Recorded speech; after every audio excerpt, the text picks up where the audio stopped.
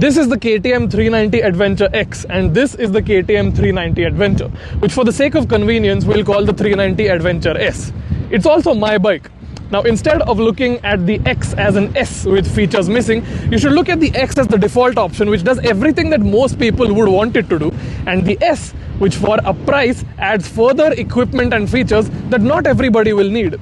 Let's check out what the differences are between these two motorcycles. And no, before you start typing out your comment, those auxiliary lights are not part of standard equipment, it is a third-party accessory. The X, being the more road-biased motorcycle out of the two, has a 1917 alloy wheel setup compared to the 2117 spoke wheel setup on the S. Both motorcycles have Apollo Trampler XR tires, which are excellent. The spec and the travel of the suspension setups on both motorcycles is the same, but the Adventure S adds compression and rebound adjustability for the front forks, 30 clicks each, and rebound adjustability for the rear monoshock as well, 20 clicks. Both motorcycles do get a 10-click preload adjuster for the rear. The Adventure X is 1 kilogram lighter than the 390 Adventure S, and the seat height is 5 millimeters lower. In terms of equipment, the 390 Adventure X gets switchable ABS, ride-by-wire, a slipper clutch, and a very good bi-directional quick shifter.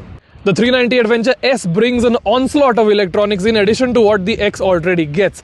This motorcycle is equipped with an IMU which brings in lean-sensitive ABS as well as switchable and cornering traction control. It also gets 3 riding modes, all of which distinctly alter the personality of this motorcycle. Additionally, you get this extra custom button which you can map to any function that you choose. And one very crucial and important feature which could be very useful on the highway, this bike also gets cruise control.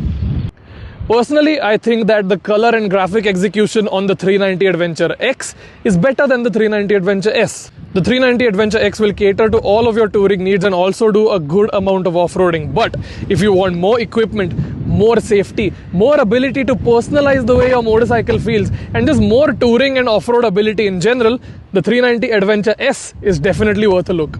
The KTM 390 Adventure X costs 2.91 lakh rupees ex-showroom, and if you want the 390 Adventure S with the additional equipment, you'll have to shell out approximately 80,000 rupees more.